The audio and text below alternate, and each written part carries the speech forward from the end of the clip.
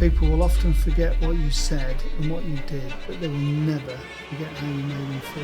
There was a moment that changed everything, and my mum was trying to help a work colleague. He kind of went ballistic and murdered my mum, and that was in our house when I was 12. And I was just struggling to find the words. By the time children reach 18, over 60% have had one significant trauma in their life. Everything I do has a really clear link to my values. So if you're really clear on your values, it will help people make peace with their past. It will help people find their purpose and a sense of meaning. The two most important days in our life are the day we're born and the day we find out why. Welcome to Beyond the Numbers. I'm Bev Wakefield, and this is the podcast where we take the stress out of business finance and break down the numbers in a way that actually makes sense.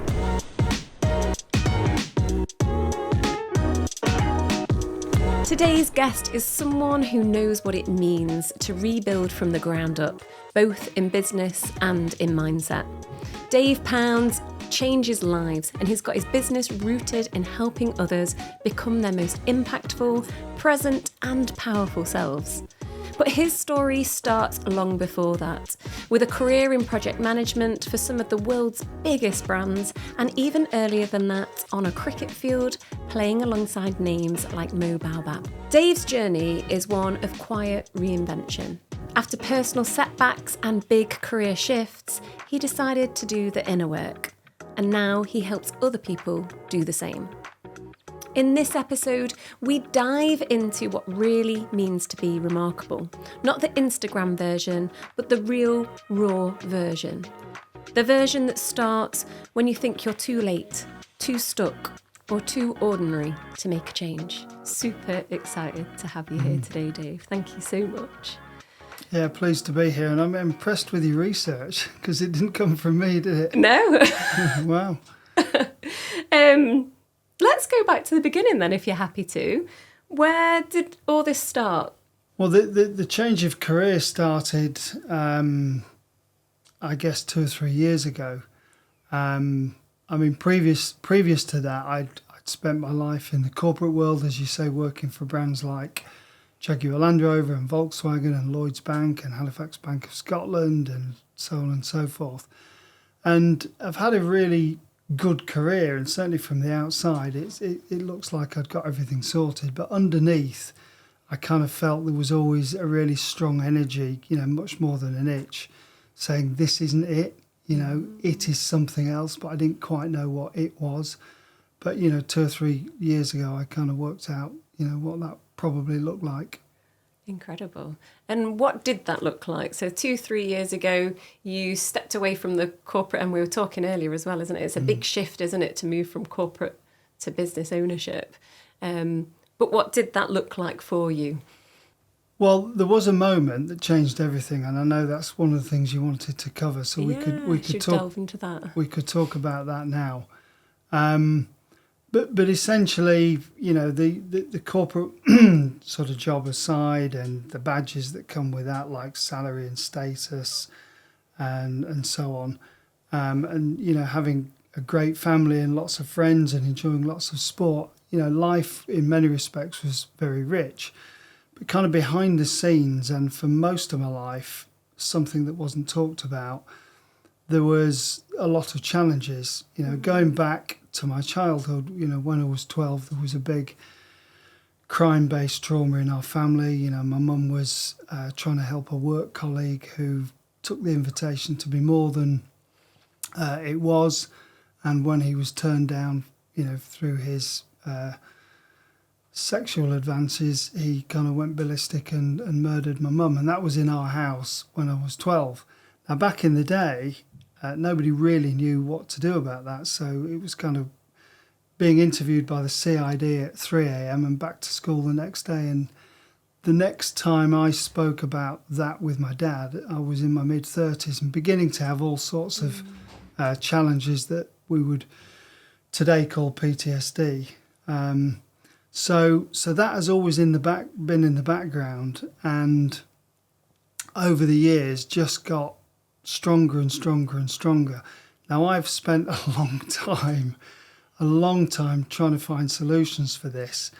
And whilst mental health services have moved on a bit, it's my belief that they are still mainly ineffective for most people, sadly. When I first went to my doctors in my early 20s, I was there 3 times in a week, and I could tell he was getting irritated with me the 3rd time, and the advice I got was, to be honest, Mr. Pounds, you're going to have to pull yourself together. And I kind of sat there, Bev, and thought, well, if only I'd thought of that, genius. So there has been a lot of challenges in the background beyond that facade that most of us present to the outside world. And talking about, the moment, I'll come to that in a minute, but where that background sort of PTSD ended up was with alcohol, hospitals, the threat of being sectioned unless I volunteered to go to a rehab centre. But actually that process was a bit of a turning point as well. So I spent 5 weeks in the North London Priory, the one Amy Winehouse sings about, strangely enough, trying to make me go to rehab, funded by the NHS. Thankfully, I think there was no places in the NHS because I think they would be a tougher experience. So I spent 5 weeks there, and once I'd kind of sobered up and got life back on an even keel, I was invited back to the Priory to share my story. Now, when I was in there, the whole thing was so powerful, but probably the most powerful aspect of it was twice a week somebody would come in and share their story. Now, for the first week when I was really raw and coming down off the alcohol, that was a really tough experience because some of the stories people have got are absolutely, it's moving me now. They are harrowing. Some of the stuff that people go through. But, after about a week, I thought, hang on a minute, Dave, you're missing the point here. The point is, these are harrowing stories, but now they're sat there telling them sober and telling you life has never been better. And you kind of end up feeling, well, if you can do that, maybe I can do it. So I was thrilled to go back and volunteer at the Priory. And I ended up doing weekends, becoming part of the therapy team at weekends. I was there one Christmas Eve, and it was just absolutely fabulous. It just felt, it wasn't home, but it felt like a home that I should have been at. But the first time I shared my story, Bev, there was laughter, there was tears, there was hugs, there was swapping of telephone numbers. But I came out into the car park, and I was just struggling to find the words to describe what I'd just been through. So I rang my brother and I rang my best mate and sort of shared my experience with them. And I think that was the turning point for me. This energy that I'd carried through my shiny corporate career that was enjoyable in parts and worked on some great projects with some great people, but I always knew that wasn't it. Whereas the experience at the Priory just felt like it was meant to be. So, when people talk about purpose is one thing, but I think what purpose gives you is when you deliver your purpose, which is aligned to your values, it's the meaning you get from delivering your purpose. And that's something you feel viscerally, in your body, mind, and your soul. It's not an intellectual thing. It's very much a visceral thing. And I felt that meaning of change through the experience of sharing that story. And that was kind of a wake-up call, really, or the moment, Bev, where I thought, this is it. I don't know what it looks like. I don't know how I'm going to get there, but this is it.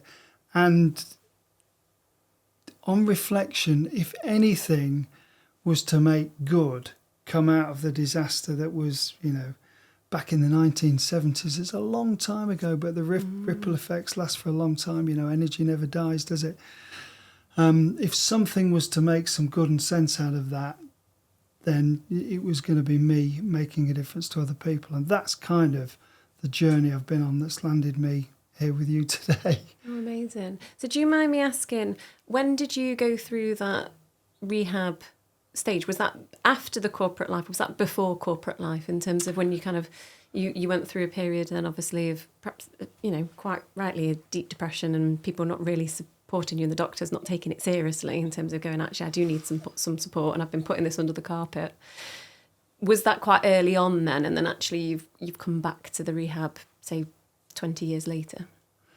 No, it's a bit more complicated than that. And, as with many of these things that are in life, certainly those that are emotionally sort of based, it's not like flicking a switch. No.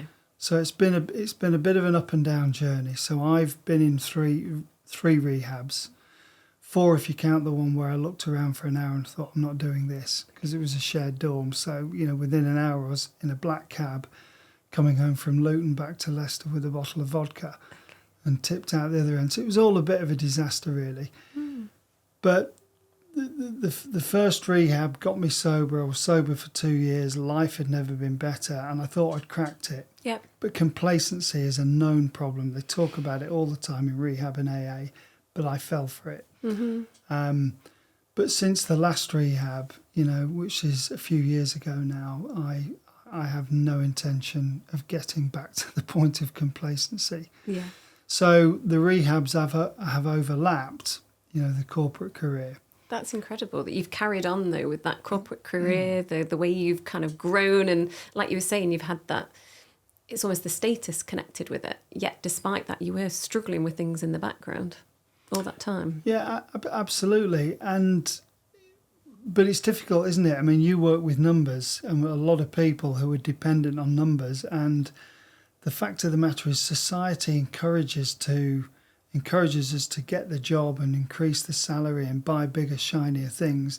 And before we know it, we're trapped in a niche industry and we've got a load of debt to pay off. So our number is a bigger number just to, keep the lights on, so to speak. And therefore change becomes more difficult and more challenging. Mm-hmm. So actually being able to take that leap from corporate was a huge one for you, because you all of a sudden you've got income coming in, it's safe. Yeah. You clearly had this call in terms of this deep purpose of going, actually, I feel it. I don't know what it is at this moment, but actually going back and giving back and aligning with my purpose, there is something else that I need to do and deliver. Yeah, and it is scary, and there have been some months where it's been literally hand to mouth. But I've always done my own handyman stuff. So I was painting and decorating and tiling and fencing and all these kind of things, on a paid basis, 3 or 4 days a week, just to provide some income to pay the bills whilst I built this new venture. But I'm I was absolutely determined I wasn't going to go back, to the old job. That's amazing. So that purpose drove you, and that was the big shift then, in terms of going, actually, I know I need to get out of the corporate side. I'm ready now to drive business. Yeah, and whilst I'd been freelance for 22 years, actually what I discovered is you're very sort of well looked after and wrapped up in cotton wool in the corporate world. You can say, well, I've worked for these big brands. And as a change manager or project manager, you're delivering business change and IT change that touches many parts of an organisation. So you get a bit of a view into the organisation, the different parts of the organisation. But the fact of the matter is, you don't know them intimately. And when you properly work on your own, so being a freelancer and wrapped up in the corporate world is one level of working for your own. This is a whole different game. So when you're on your own, I think the 2 biggest things for me, and I know this is something you wanted to explore, was you are literally on your own. There's no team, there's no office, there's no support staff. But the second thing I found challenging was, and I'll just give a bit of more of a background to this. So I was convinced I had something to offer because I've lived it. Yeah. And I've seen over 60 therapists and tried 3 dozen therapies, and there was some gold in there, but not a lot. But there's kind of this much in my head. I want to help everybody with everything. But I couldn't articulate that. So what I've done what I became my first challenge was to get really clear on my message, and that was something I had to learn through people being blunt with me. Frankly, Dave, you've got to have a niche, and you've got to work out who your almost niche target audience is. So that was a major lesson for me, major lesson. I knew what my purpose was, so I would recommend everybody's really clear on their purpose, but then be clear on your offer, and then be clear on who your target audience is. And they were really important lessons for me. So I got that. I tested it with some one-to-one coaching. I tested some keynote speaking. And again, we've had laughter, we've had tears, we've had some incredible feedback that I couldn't have written better myself. And that's nice. But how then do you bridge that and a proper business that's bringing in, enough revenue to support what you want it to support, your number, as you would say. And I didn't know the answer to that. So, whilst my dad, who will probably never listen to this, is a physicist, is a space scientist, and he's been at university for 60 years, he would probably describe marketing as a bullshit subject that's leaked into universities. The fact of the matter is, for people like me, it's absolutely critical.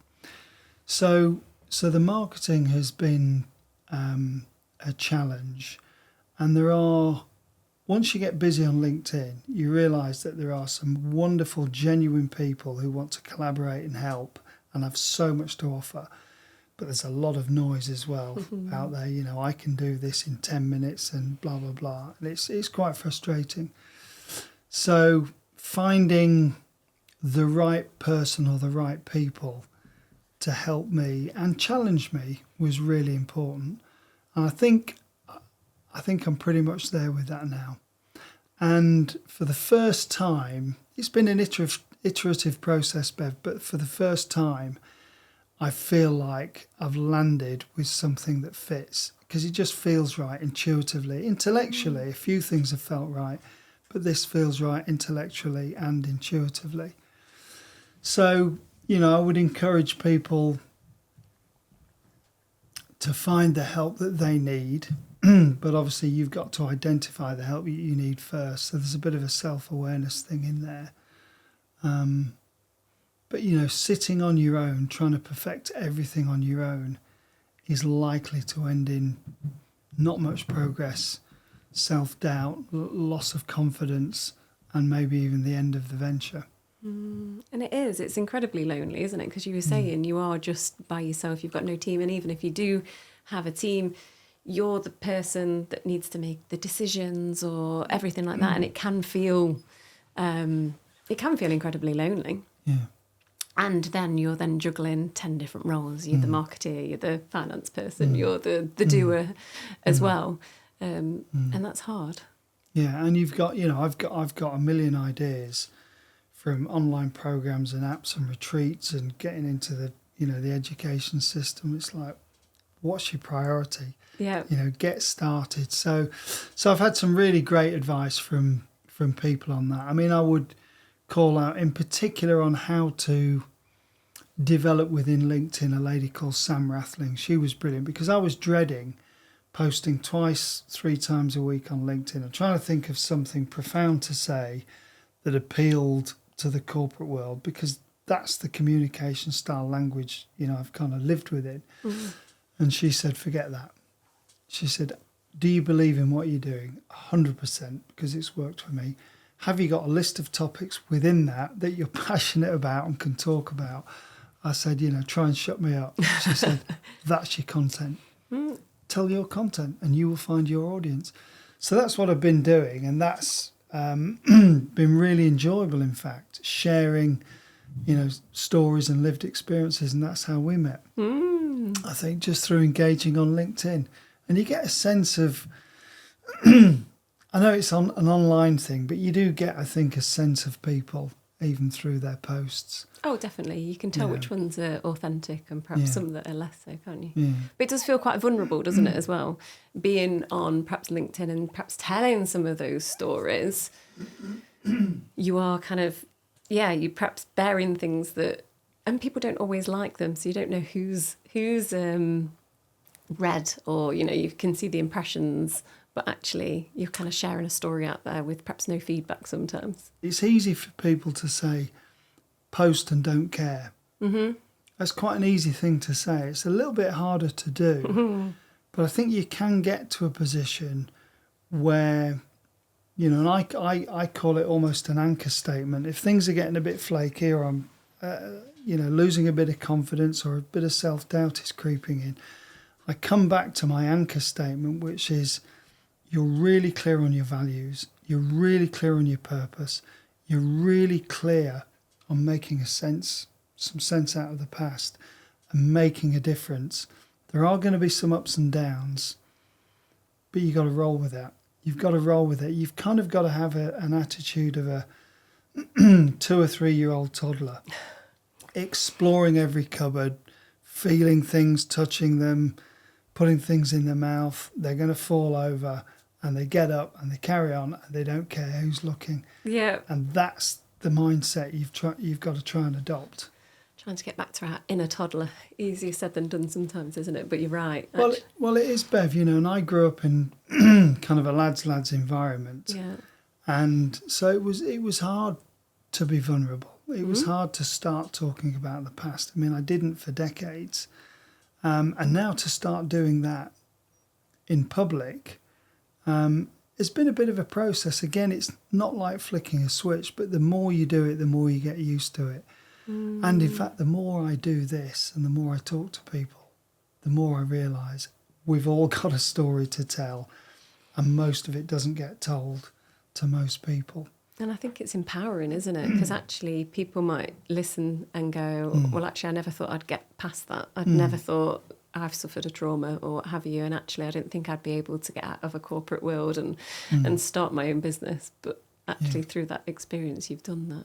Yeah, absolutely. And, you know, I think the initial target for this new business is people who are carrying the weight of the past, whether you call that trauma, shame, or whatever. And there's loads of data that says, through the Adverse Childhood Experiences study, which has been replicated hundreds of times, if not more, that by the time children reach 18, over 60% have had one significant trauma in their life. Wow. Now that list only categorises 10 traumas. So add in other things that could happen and stuff that happens to you when you're an adult, the number just goes up. And that's in every room that we're in every office, on the bus, in a sports changing room, in the pub. It's everywhere. But most of it is not, you know, people don't go around, or most people don't go around sort of speaking about it through a loudspeaker, as it were. But then that comes back to that vulnerability piece, isn't it? And actually going at one point, and it's only really becoming now that people are starting to perhaps talk about things that you push under the carpet, or you weren't allowed to be vulnerable, or because you're a man, you can't have these emotions and you should be in a different way, or as the doctor said to you, you just got to get a grip. Yeah. Yeah, and you know, I would never be an advocate for, namby-pamby is the wrong word, but I would never be an advocate for, you know, being too passive about this whole thing. I think there is, if you're going to recover from something or help people to recover, there is a bit of, there's a need for people to standing up and take responsibility and accountability for their own destiny. And it reminds me of a great matrix that I was introduced to by a psychologist a few years ago, the challenge support matrix. You know, growth and high performance come out of a combination of high challenge and high support. You know, and high support. And that's you know where the gold is really. I mean, I have elements of stoicism in my life and my mindset. I think that is important. But the extreme, you know, the old British stiff upper lip, pretend nothing's happened, is just not helpful. No. So there's probably a sweet spot in there somewhere. Yeah. Tell me a little bit more about your Design for Life framework and that kind of what you're offering. Yeah, well, it has 36 modules in it. So there's quite a lot. Not all of it is mandatory. So I think it's a framework that doesn't impose an answer for any individual, but is a framework that I think any individual can work through and come out with their own answer. So and there is a method to it, and I think there are probably 10 or 12 modules that everybody should go through. So we do talk about identifying core values. Yeah. We do talk about the importance of working out your purpose and how you make a difference with that purpose and get a sense of meaning back. And we talk about anchor statements and courageous action and self-compassion and being connected with the right people, all those types of things. But in its broadest sense, I think it will help people make peace with their past, whatever weight they're carrying or darkness they're carrying from their past. It will help people find their purpose and a sense of meaning. And in the middle, I guess, there's a whole really interesting bit about working out how you are going to show up in life. So these might be things like understanding that people, whilst they do terrible things, they're basically doing the only thing that they can based on all the experiences that they've had in life. So the man who killed my mum, I think, given that mix of his life experiences and being highly charged sexually, apologies if some of this content is a bit raw, and then being rejected, something in that mix has made him react in a way that was a disaster. Now, having got to that level of understanding, that has led me to forgive him. Now, that was also helped by being part of the UK's first ever MDMA therapy trial in 2019 with a wonderful team down in Bristol. But my point is, understanding people and forgiveness is quite a big topic. It doesn't, you don't have to read a 300-page book on it, but it is something that's worth exploring. And that might be a session with somebody for an hour or 2 hours. But, people talk about empathy and gratitude and kindness. We talk about don't judge others. We talk about stop comparing yourself to others. Now, these are great as intellectual concepts, but how do we live them? How do we soak them up into our psyche and soak them up into our soul and practice them to the point where they become habits? And that's what Design for Life is trying to do. It's saying to you, how do you want to show up in the world? I have my way, but you'll have your way, rooted in you as a human being that's individual and unique. So I work with people to help them, work out what that is. So really, if you make peace with the past, you find purpose and meaning, and you work out how you're going to show up in life, you're probably in a pretty good place. So they're the kind of cornerstones. Was that a longer answer than you hoped for? No, that's perfect. And I think what's shown for me there is you've taken everything that you've gone through in your life and your journey and actually created something now to then be able to change the lives of others. I think so, Bev. And I if I park all the stuff I've tried and done that doesn't work, it's kind of 99%, and Design for Life is 1%. And I don't want people to spend 35 years working that out. Yeah. As I've done, I'm kind of saying, here it is, it's ready to go. And I was relentless in my search. So, I would get people at home saying, will you put your laptop down and stop reading that medical journal? And do you need to see another one of your 60-odd therapists and try another after 3 dozen therapies? But they've all been part of the story, Bev. They've all been part of the story. There's cleverer people than me who have said failure has been their biggest lesson. And it's stuff I've tried and failed that has, just been part of the journey. And it's something that we hear time and time again when I speak to business owners. A lot of the time, that relentless research, but applying what works and what doesn't. The fact that we do fail and actually we come out of it with better lessons a lot of the time. And it's refreshing to hear that kind of message over and over again. Yeah, but the key for the framework's good, but the accountability in the work, with me is always down to the individual. So they've got to be fairly highly motivated to do that. But if you've got a lot of weight in your past, that's usually a fairly big motivational factor. If you're one of the 90% who don't enjoy their work, because that's what Gallup tells us time and time again, 90% of the UK workforce do not enjoy their work. 10% love it, the rest are somewhere below that. Yeah. That's quite a big motivational factor to go and change it. It's huge, isn't it? But my point is this, is more than accountability, you've got to do the work, because it's lovely reading a quote, isn't it? Oh, that quote makes me feel good. And then you repeat it at parties and over coffee. But you've got to live it. Yeah. And knowing it and living it, it's back to this. There's a difference between intellectual knowledge and, really living it and soaking it up into your being. No, that's incredible. So when we're talking about the things that worked, looking back for you, what tactics, habits or decisions do you think's helped you really move the needle in your business? So almost, what would you credit now where you are today? Well, if I've understood the question correctly, having set up and started this new venture, it's the things I've mentioned before. It was getting some help in terms of being really clear on what my message is, who the target audience is, and how to communicate that, how to communicate the message to the target audience. So, you see things about describe their pain, tell them the outcome, and maybe the process of how they're going to bridge the two.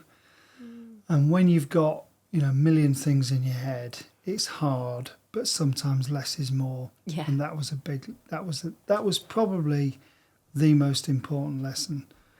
And I think, Sam Rathling was important in doing that. One or two other people, and a guy in America who I met called Danny Del Vecchio. Sounds like a sports star, doesn't it, or a film star? But they've both been really helpful. Oh, that's amazing. So really for you, that kind of the thing that's worked is surrounding yourself with great people that know what they're doing to help escalate and get you to perhaps focus.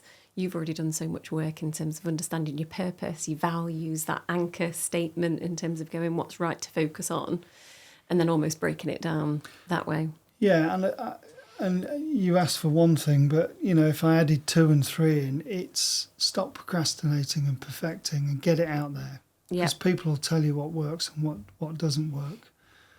And if your purpose is right at the start, you will always have that to fall back on, and you will just know you're trying to do the right thing for you as an individual. And and that's what your anchor statement reminds you of. So when all those things are in place for me, I can get through the ups and downs. No, that's amazing. Do you mind if we do a couple of almost quick fire questions? No. These are some of the ones where I ask every guest now.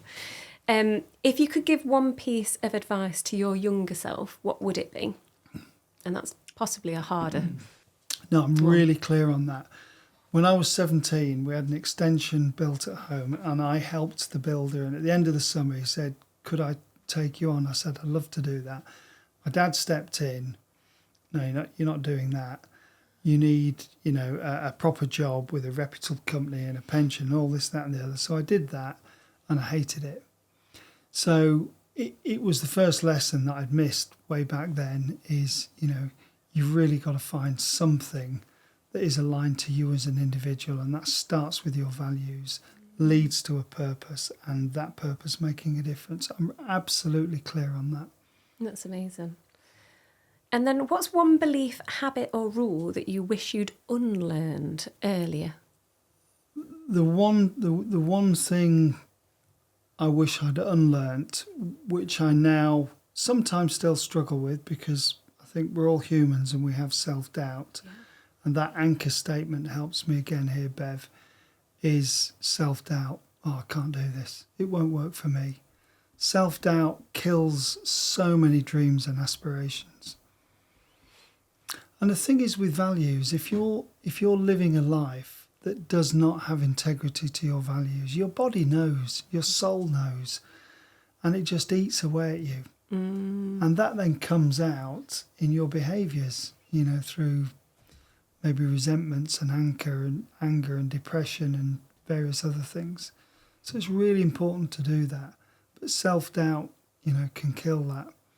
So if you're really clear on your values and then, purpose and meaning, that will, hopefully sort of help you overcome those self-doubts. Amazing. No, and it's hard, isn't it, sometimes, because we do carry, a lot of the time we'll look at a belief or a habit that's kind of helped us propel, but we sometimes forget to look at the ones that aren't useful as well and that make us go, no, don't doubt yourself, actually, as long as you're moving forward in the way that you do with purpose. Yeah, and we all need encouragement. We all need encouragement, I think, or most people do. But I think the more your anchor statement links you back to your values, but you've got to do the work to understand your values. But the more you do that and you understand it and your anchor statement keeps you anchored to that, I think the more you can keep yourself going without needing a pick-me-up from others. There's nothing wrong with a pick-me-up from others and encouragement from others. But actually you need to be able to do it yourself as well. I think that's where, true self-confidence comes from. It's like, we're going off at a tangent here, but, I have this thing that I learned through some work of a famous psychologist called Alfred Adler, and he said, you've got to stop praising the outcome only. Don't just praise the outcome. Great job, you look fantastic, great report, whatever it is. The gold is in praising the process. This is a fantastic report. I can see you've put a lot of effort into that. I can see you've interviewed a lot of people. I can see you've done a lot of data research. And that's the message going back to people. It's not just the outcome, it's the work that's gone into it that stays with them. And because that stays with them, it lifts their confidence and self-belief and their resilience. And that's where the beauty of praising the process is. I remember that, and I'm smiling because this is the thing with drawings. A lot of the time we'll say to a child, oh, that's an amazing picture. But it's then going, oh, I can see that you've tried really hard with that picture and you've spent a lot of time and I love the colours you've used. It just made me think then, because actually you're then building that ability for their self-worth rather than just saying, oh, look what I've done. 100%. So that hit a little bit of a... Yeah, 100%, and that's one of the downsides of social media. They talk about how many likes have I got. Yeah, I believe in this. I put it out there. It may resonate. It may not. If it doesn't, maybe I messaged it wrong. So almost we're going against Adler's research there in terms of. I think we are. Yeah. Mind you, it'd be difficult for LinkedIn perhaps to say, with this like, can you now tell me, why you got to that conclusion? They do that in the comments, actually, isn't it? It's like, tell them what you loved about this or what have you. So maybe they were trying to build in a bit of Adler, but we're all a little bit too too restrained to do that. What's the best investment then that you've ever made in money, time or energy? Well, there is no question, and I don't know where this desire came from or the tenacity, but it's been exploring and investing in my emotional health. I think everything, I think the mind runs the show. And if the mind is in good nick, you'll probably be in good nick physically. And everything else is going to fall into place as well. So looking after the mind, it's been a lot of effort, but I'm sat here today and I've never felt better. Amazing. Never felt better physically and emotionally. So what things do you do then? And I know that's not one of my quick fire questions. What do you do to keep looking after your mind? And I know one of them we discussed on LinkedIn as well in terms of a bit of a digital detox and things like that. Yeah, well, there are many things, and they're the 30-odd things that are in Design for Life. Nice. So I can't explain them all, but I had a list of fears this long. I've tackled all of those fears. Wow. All of that. I couldn't leave the house. I couldn't drive. I didn't fly for 30-odd years. They've all gone. I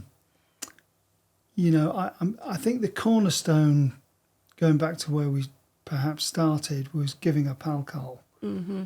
Now, whilst it wasn't a problem per se, and it was always been part of my life with sport and mates and so on, the fact of the matter is, if I drink a drink every day, maybe not loads, but enough, Mm-hmm. and that compromises your nervous system. So giving up alcohol means it's much less likely that a thought, a ghost from the past, a PTSD flashback is likely to grip and take hold and just get bigger. Mm. So, my gut health is important. I could go on and on, Bev, but basically everything I do, it sounds really self-righteous, doesn't it? But everything I do has a really clear link to my values, and one of my values is my emotional health. That's incredible. So right now, what does success look like to you? Yeah, good question. So I can't predict the future, and I'm not big into 5-year plans because I had enough of those at staff appraisals. Corporate world. Well, yeah, exactly. Success right now is the one-to-one coaching. That's where the real profound difference is going to be made. I love doing the keynote talks because that can be a catalyst for the change, the deeper change. That can be the catalyst for giving people hope. That can be the catalyst for making people realise that change is possible, because a lot of people don't realise change is possible. So I love the two. Those are the focus at the moment.